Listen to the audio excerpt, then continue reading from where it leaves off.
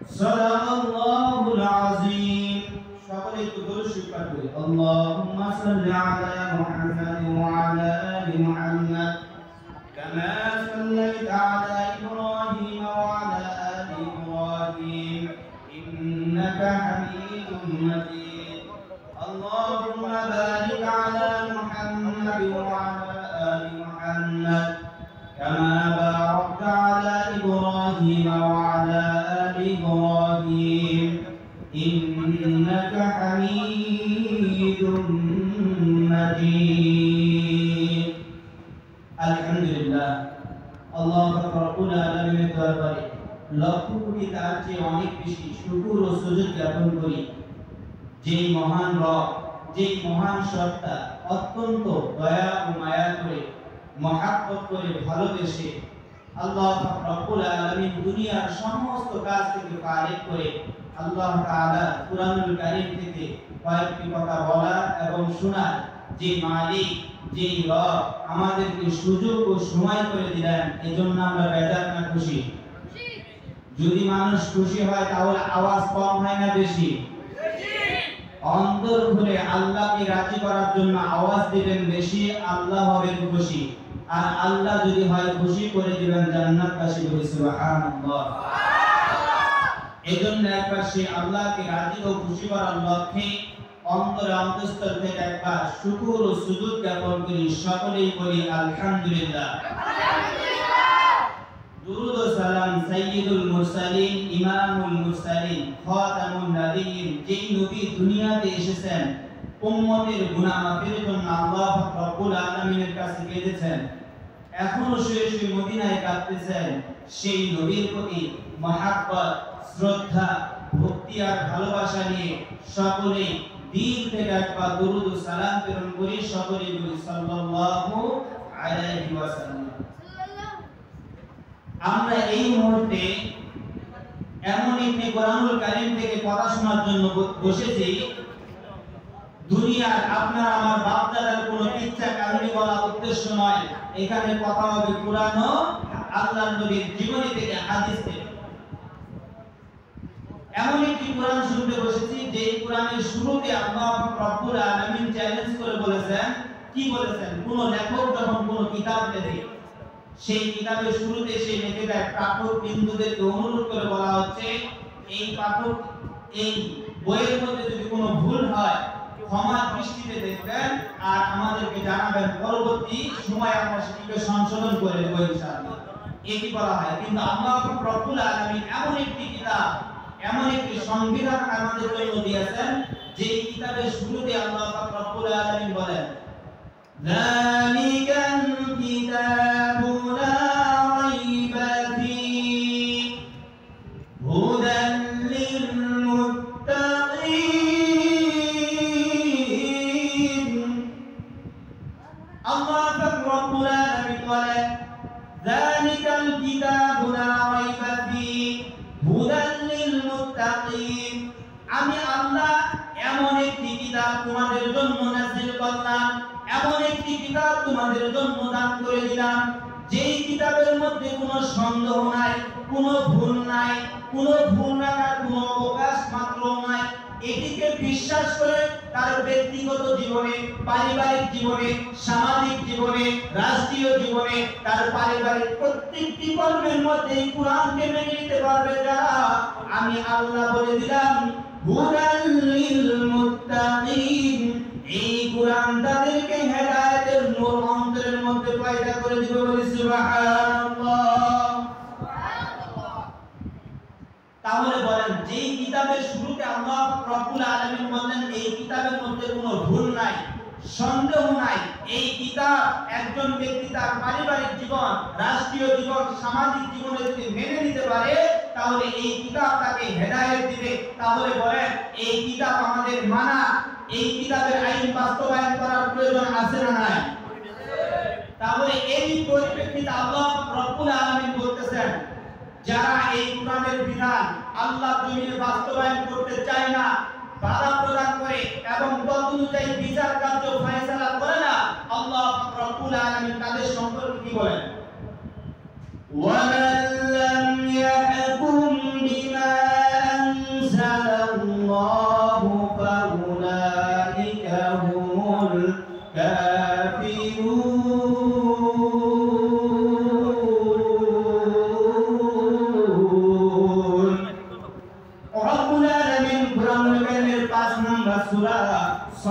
Number পারা 14 নম্বর পৃষ্ঠা 10 নম্বর লাইনে সূরাতুল মাইদা 44 নম্বর আয়াতের মধ্যে বলা আছে ওয়া মান লাম ইয়াহকুম, আমি আল্লাহর হুকুম, আমি আল্লাহর বিধান, যারা কোন বিধান বিমা আনজালাল্লাহ, আমি আল্লাহ যে বিধান নাযিল করেছি, যারা এই বিধান মানে না, তত অনুযায়ী বিচার কার্য ফয়সালা করে না, তত অনুযায়ী তার জীবনটাকে পরিচালনা করে না, সমাজটাকে পরিচালনা করে না, রাষ্ট্রটাকে পরিচালনা করার সিদ্ধান্ত গ্রহণ করে না, এর বিরোধিতা করে যারা ফাউলাইকা, ওইসব লোক হুমুল কাফিরুন, এরাই হলো কাফের। চিল্লায় বলি নাউযুবিল্লাহ। তাহলে এই কোরআনের আইন যারা বাস্তবায়ন করে না, তত অনুযায়ী যারা নিজের জীবন পরিচালনা করে না, বিচার কার্য ফয়সালা করে না, বলেন তো দেখি তারা কি? তারা কি কাফের? তাদের সম্পর্কে আল্লাহ রব্বুল আলামিন সূরা মাইদার 44 নম্বর আয়াতের মধ্যে বলে দিলেন তারা হলো কাফের। আচ্ছা বলেন তো দেখি কাফেরদের ঠিকানা কি? কাফেরের ঠিকানা কি? জাহান্নাম। রব্বুল আলামিন বলেন والذين كفروا وكذبوا بآياتنا أولئك أصحاب النار هم فيها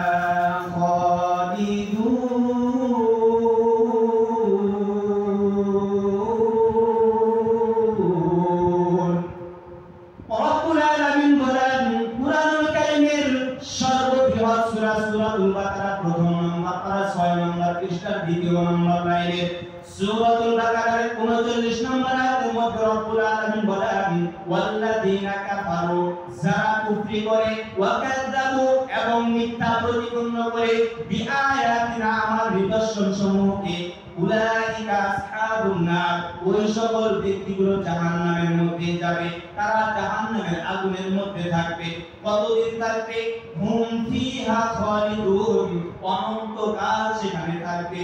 রাসূলুল্লাহ সাল্লাল্লাহু আলাইহি ওয়াসাল্লাম এই আয়াতের তাফসীর যখন সাহাবাদের সামনে করলেন, সাহাবা আজমাইন আল্লাহর নবীকে প্রশ্ন করলেন, ইয়া রাসূলুল্লাহ খালিদুনের ব্যাখ্যা তো বুঝতে পারলাম না। আল্লাহর নবী বললেন, ও আমার সাহাবারা তোমরা শুনে রাখো, এই পৃথিবীটা যদি একটা কৌটা হয়, আর এই কৌটা ভর্তি যদি কি করা হয়, সরিষা দানা করা হয়, আর একটি কবুতরকে যদি হুকুম করা হয় তুমি 500 বছর পর পর দুনিয়াতে আসবে, একটি করে সরিষা দানা খাবে, আবার তুমি চলে যাবে, 500 বছর পরে এসে আবার তুমি একটি করে সরিষা দানা খাবে, এইভাবে যদি খেতে থাকে তবুও একদিন শেষ হয়ে যেতে পারে। যারা জাহান্নামের মধ্যে যাবে, এদের জাহান্নামের জিন্দেগি শুরু হবে, এর কোনো শেষ নাই। বলি নাউযুবিল্লাহ। তাহলে এইটুকু কথা যদি বুঝে থাকেন, বলেন যারা আল্লাহর হুকুম মানে না, তত অনুযায়ী বিচার কার্য ফয়সালা করে না, তারা কি? কাফের। আর কাফেরদের ঠিকানা জাহান্নাম। জাহান্নামে থাকবে কতদিন? অনন্তকাল জাহান্নামের মধ্যে থাকবে। এবার বলেন তো দেখি কাফের কি কি কাজ করলে কাফের হয়, এই সম্পর্কে জানার দরকার আছে না নাই?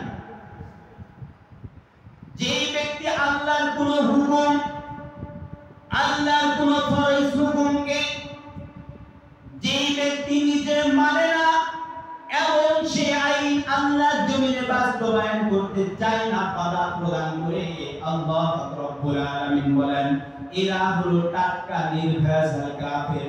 বলেন তো দেখি এরকম কাফের আমাদের দেশে আজও আছে না নাই? আমরা দেখেছি যখনই আল্লাহর কোন হুকুম, আল্লাহর কোন আইনকে বাস্তবায়ন করার জন্য যখন আল্লাহর কুরআনের সৈনিকরা যখন মাঠে এসে আল্লাহর আইনকে বাস্তবায়ন করার জন্য তারা যখন হুঙ্কার দিয়েছে, তাদেরকে রাজাকার বানিয়ে, দর্শক বানিয়ে, এরকম করে মিথ্যা অপবাদ দিয়ে বছরের পর বছর জেলের মধ্যে রেখে নির্মমভাবে ফাঁসির কাস্টে তুলে দুনিয়া থেকে বিদায় করে দিয়েছে। বলেন ঠিক কিনা? আমরা দেখেছি। বলেন তো দেখি ওরা চায় আল্লাহর আইন বাস্তবায়ন করতে চায় না, এবং যারা আল্লাহর আইন মানতে চায় তত অনুযায়ী নিজের জীবন পরিচালনা করতে চায়, ওই সকল কাফের মুশরিক তাদেরকে দুনিয়া থেকে বিদায় করে দিতে চায়, বলেন তো দেখি আল্লাহ রাব্বুল আলামিন যদি ঈমানদারের সঙ্গে থাকে, ঈমানদারকে সাহায্য করে, দুনিয়ার কোন কাফের শক্তি ঈমানদারের কিছু বলতে পারবে কিনা? আমরা বিগত দিনেও দেখেছি, আজও দুনিয়ার সমস্ত কাফের মুশরিকদেরকে একটি কথা সতর্ক করে দিতে চাই, এই জমিনে আল্লাহর হুকুম, আল্লাহর বিধান অনুযায়ী আল্লাহর জমিনে বাস্তবায়ন হবে, আল্লাহর কুরআন আল্লাহর জমিনে চলবে, আল্লাহর রাসূলের সুন্নাহ আল্লাহর জমিনে হবে। যেই কাফের মুশরিকরা আল্লাহর আইনকে আল্লাহর জমিনে যারা বাস্তবায়ন করতে বাধা প্রদান করবে, আল্লাহ রাব্বুল আলামিন ওই সকল ব্যক্তিদেরকে প্রতিহত করার জন্য যদি আমাদের রক্তকে বিলিয়ে দিতে হয়, আমরা রাজি আছি না নাই? এবার রব্বুল আলামিন কোরআনুল কারীমের অন্যথায় বললেন, লম্বা আলোচনা ছিল, বলার আসলে শুনে নাই, এখানে অনেক আলেম উলামা আছেন তারা আলোচনা করবেন, আরেকটি আয়াত বলে আমি শেষ করে দিতে চাই। রব্বুল আলামিন এখানে বললেন আল্লাহর আইন আল্লাহর হুকুম যারা মানে না তারা হলো কাফের। দ্বিতীয় নম্বর বললেন ওয়া মান লাম ইয়াহকুম বিমা আনজালাল্লাহু ফাউলাইকা হুমুল ফাসিকুন।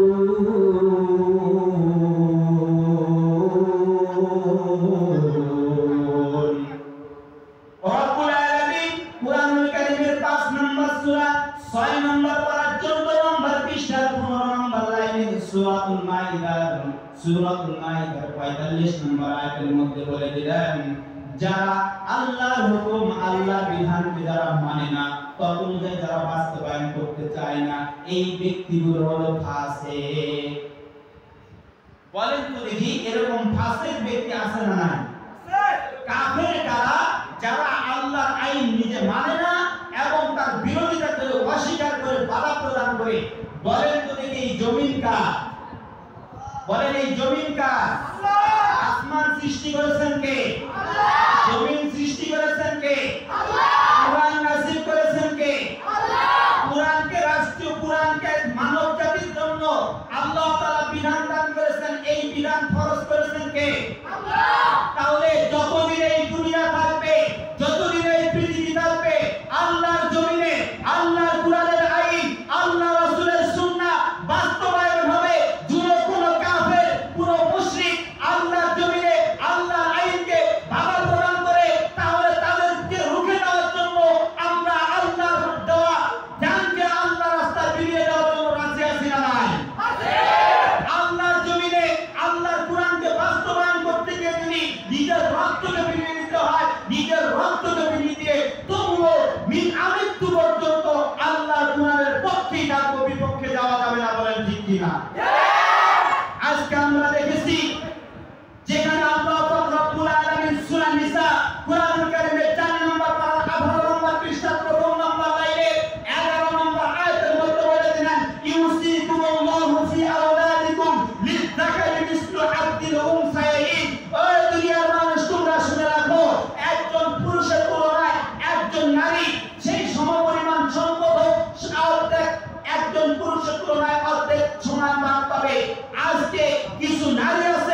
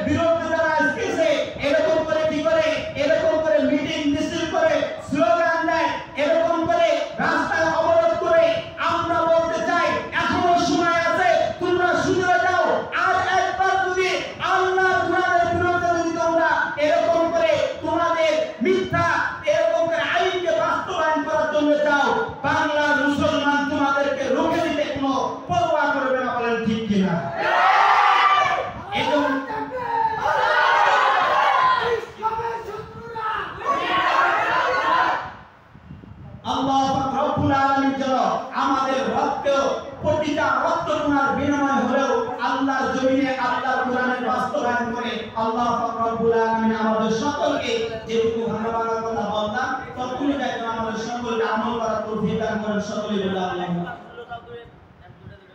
সম্মানিত হাজিরিন, আমাকে সময় দেওয়া হয়েছে, এখন বলা হয়েছে একটু চালান। বলেন তো দেখি এই পৃথিবীতে আল্লাহ আমাদেরকে কেন সৃষ্টি করেছেন? আল্লাহ তাআলার ইবাদত গোলামি দাসত্ব করার জন্য। আল্লাহ তাআলা আমাদেরকে কেন সৃষ্টি করেছেন? আল্লাহ তাআলার হুকুম, আল্লাহ তাআলার বিধান, আল্লাহর হুকুম বাস্তবায়ন করার জন্য। এখানে মাদ্রাসা ছাত্র আছে, আমাদের আদর্শ আছেন, কুরআনুল কারীমের 27 নম্বর পারা দ্বিতীয় নম্বর পৃষ্ঠা 4 নম্বর লাইনে সূরাতুল জারিয়াতের 56 নম্বর আয়াতের মধ্যে আল্লাহ তাআলা বলে দিয়েছেন, ওয়া মা খালাকতুল জিন্না ওয়াল ইনসা ইল্লা লিয়াবুদুন। আমি শুধুমাত্র কেবলমাত্র একমাত্র মানুষকে সৃষ্টি করেছি শুধুমাত্র কার ইবাদত করার জন্য, আল্লাহর ইবাদত করার জন্য। বলেন তো দেখি দুনিয়াতে বাঁচতে হলে ঘুমের প্রয়োজন আছে না নাই? খাবার প্রয়োজন আছে না নাই? ব্যবসার প্রয়োজন আছে না নাই? চাকরির প্রয়োজন আছে না নাই? তাহলে আল্লাহ কোরআনে বললেন এই দুনিয়াতে তোমাদেরকে শুধুমাত্র কেবলমাত্র একমাত্র প্রেরণ করেছি আমি আল্লাহর দাসত্ব, আমি আল্লাহর গোলামি করার জন্য। দুনিয়াতে বাঁচতে হলে যেহেতু ব্যবসা করতে হয়, চাকরি করতে হয়, এরকম করে কৃষিকাজ করতে হয়, এই সবগুলি তখনই ইবাদত হবে এই প্রত্যেকটা কাজের মধ্যে যদি সুন্নাত তরিকা থাকে। কার? নবীজির রাসূলের নবীজির সুন্নাহ মোতাবেক যদি প্রত্যেকটি কাজ বাস্তবায়ন করতে পারি তাহলে আমার ঘুমটা হবে ইবাদত, আমার খাওয়াটা হবে ইবাদত, আমার রাস্তায় চলাটা হবে ইবাদত, আমার কাপড় পরিধান করাটাই হবে ইবাদত, আমার রাস্তা এরকম স্যান্ডেল পরা হবে ইবাদত, স্যান্ডেল খোলা হবে ইবাদত। বলেন তো দেখি এই দুনিয়াতে আল্লাহ তাআলা আমাদের ইবাদত করার জন্য পাঠিয়েছেন, তাহলে প্রত্যেকটি কাজ রাসূলের সুন্নাহ মোতাবেক যদি করলে ইবাদত হয় তাহলে রাসূলের সুন্নাহ মোতাবেক নিজের জীবন করার দরকার আছে না নাই? এই আল্লাহ তাআলা বলেন কি, কুল ইন কুনতুম তুহিব্বুনাল্লাহা ফাত্তাবিউনি ইউহিব্বুকুমুল্লাহু ওয়া ইয়াগফির লাকুম যুনুবাকুম আল্লাহু গফুরুর রহিম। তোমরা যদি আমি আল্লাহর ভালোবাসা পেতে চাও তাহলে কি করো? রাসূলকে অনুসরণ করো। অনুসরণ করবে কেমনে? রাসূল তার জিন্দেগিতে প্রত্যেকটি কাজ যেমনি করেছেন আমাকেও তেমনি করতে হবে। যদি করতে পারি তাহলে রাসূলের অনুসরণ হবে আর আমার প্রত্যেকটা কাজ হবে ইবাদত। প্রত্যেকটা কাজ হবে কি? ইবাদত। বলেন যদি এই ইবাদতের মধ্যে পার্থক্য আছে না নাই? কিছু ইবাদত আছে ফরজ ইবাদত, কি ইবাদত? কিছু আছে সুন্নাত ইবাদত, কিছু আছে নফল ইবাদত। রব্বুল আলামিন কুরআনুল কারীমের 16 নম্বর পারা 4 নম্বর পৃষ্ঠার প্রথম নম্বর লাইনে সূরাতুল কাহফের 110 নম্বর আয়াতের শেষের অংশের মধ্যে বলেন, ফামান কানা ইয়ারজু লিকাআ রাব্বিহি ফালইআমাল আমালান সালিহান ওয়া লা ইউশরিক বিইবাদাতি রাব্বিহি আহাদা। রব্বুল আলামিন বলেন, ফামান কানা ইয়ারজু লিকাআ রাব্বিহি, যারা আমি রবের দিদার পেতে চায়, আমি আল্লাহর সাক্ষাৎ পেতে চাই, আমি আল্লাহর দিদার পেয়ে নিজে ধন্য হতে চাই। আমি আপনাদেরকে জিজ্ঞাসা করতে চাই, বলেন তো দেখি আমরা আল্লাহর দিদার পেতে চাই কি চাই না? আল্লাহর সাক্ষাৎ পেতে চাই কি চাই না? আল্লাহ রব্বুল আলামিন বলেন, যারা আমি আল্লাহর সাক্ষাৎ পেতে চাই, আমি আল্লাহর দিদার পেতে চাই, তাদের জন্য শর্ত দিলেন দুইটা। বলেন কয়টা? দুইটা শর্ত মেনে দুনিয়াতে জীবন করতে পারবে যারা, আমি আল্লাহর সাক্ষাৎ পেয়ে তারা জান্নাতি হয়ে যাবে। বলি সুবহানাল্লাহ। এক নম্বর বললেন, ফালইআমাল আমালান সালিহান। এক নম্বর হলো তুমি বেশি বেশি করে নেক আমল করবে, নেক আমল করবে। দ্বিতীয় নম্বর, এই নেক আমল করতে গিয়ে তোমার মন দ্বারা কোনো নেক আমল করবে না, আমি আল্লাহর হুকুমের বিরোধিতা করবে না। নেক আমল করতে গিয়ে একটা জিনিস সতর্ক থাকবে, ওয়ালা ইউশরিক বিইবাদাতি রাব্বিহি আহাদা। এই নেক আমল করতে গিয়ে আমি আল্লাহর সঙ্গে কোনো শিরক করবে না, শিরক মুক্ত ইবাদত করবে যারা, আমি আল্লাহর সাক্ষাৎ পেয়ে জান্নাতে হয়ে যাবে তারা। বলি সুবহানাল্লাহ।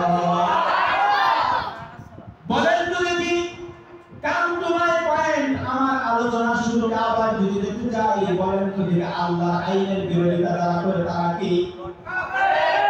রব্বুল আলামিন বিধান দিলেন কুরআনুল কারীমের 33 নম্বর সূরা সূরাতুল আহজাব 22 নম্বর পারার প্রথম নম্বর পৃষ্ঠায় 5 নম্বর লাইনে সূরাতুল আহজাবের 33 নম্বর আয়াতের মধ্যে বলে দিলেন, ওয়াকারনা ফি বুয়ুতিকুন্না ওয়ালা তাবাররাজনা তাবাররুজাল জাহিলিয়াতিল উলা।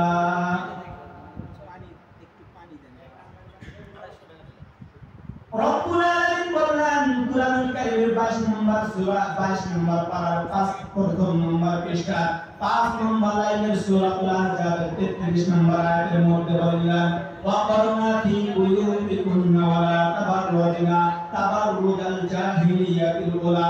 ও পৃথিবীর নারীরা তোমরা শুনে রাখো, আমি রব্বুল আলামিন তোমাদেরকে হুকুম করে দিলাম, রাসূল আপনি তাদেরকে জানিয়ে দেন তোমরা কি করবে না, তোমরা নিজেদের আপন সৌন্দর্যকে তোমাদের নিজের দেহটাকে তোমরা কি করবে না, তোমরা ঘরের মধ্যে বসবাস করবে, ঘরের মধ্যে অবস্থান করবে, আর বাহিরের মধ্যে যাবে যখন নিজের দেহটাকে তোমরা কি করবে, আমি আল্লাহর হুকুম ফরজ বিধান পর্দা করে নিজের দেহটাকে আবরণ দ্বারা ঢেকে রাখবে। বলেন তো এটা কার বিধান? সকল জিকির করি লা ইলাহা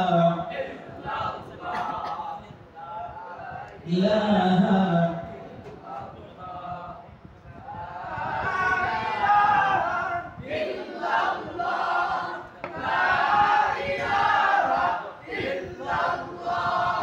এই কালিমার দাওয়াত দিতে মারি খাইলেন নবী তায়েফেতে। এই কালিমার দাওয়াত দিতে মারি খাইলেন নবী তায়েফেতে। দেশ সারলেন ঘর সারলেন তবু বিপ্লবী কালিমা সারলেন না।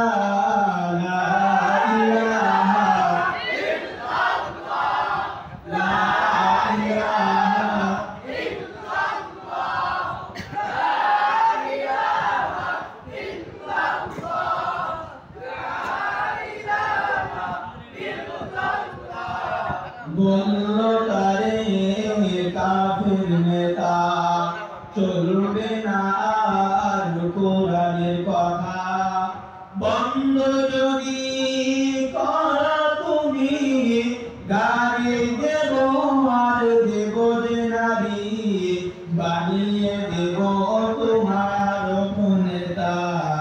লা ইলাহা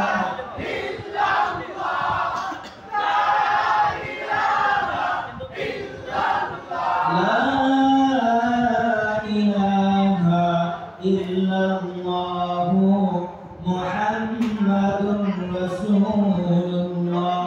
সকলে বলি সাল্লাল্লাহু। তাহলে যেহেতু আযানের সময় হয়ে গিয়েছে, আমরা একটি কথা শুরু করতে চাই। বর্তমান যুগে এই বাংলার জমিনে আমরা দেখতে পাচ্ছি এক স্বৈরাচার আমাদের থেকে, আমরা আমাদের এরকম ছাত্র জনতা আপমর সমস্ত একত্রিত হয়ে এরকম একজন স্বৈরাচারকে 16 বছর তার স্বৈরাচার থেকে মুক্ত হয়ে আমরা কি করেছি, এই বাংলার জমিকে দ্বিতীয়বারের মতো স্বাধীন করেছি। আজও আমরা দেখতে পাচ্ছি আরো কিছু লোক তারাও কি করতে চাচ্ছে, তাদেরই বেশ করে আবার এই বাংলার জমিনে অরাজকতা তৈরি করতে চায়, আল্লাহর কোরআনের বিরোধিতা করে, আল্লাহর কোরআনের বিরুদ্ধে আইন প্রচার এরকম আইন প্রচার করতে চায়। আমরা বলতে চাই যারা এই সকল কাজ করবে তাদের বিরুদ্ধে আমাদের এক সর্বদা আমাদের জীবন বিলিয়ে দিয়ে হলেও তাদের বিরুদ্ধে আমরা লড়ে যাব এবং চেষ্টা করে যাব। আল্লাহর কাছে কামনা করব আমাদের প্রতিটা রক্তের রক্তের ফোঁটার বিনিময়ে হলেও যেন আল্লাহ তাআলা আমরার জমিনে আল্লাহর কোরআনের আইনকে আল্লাহ তাআলা বাস্তবায়ন করে। সকলে বলি আল্লাহুম্মা আমিন। এখন আযান হবে, সকলেই আযান করবেন। ধন্যবাদ করবে আলোচককে জ্ঞান প্রদান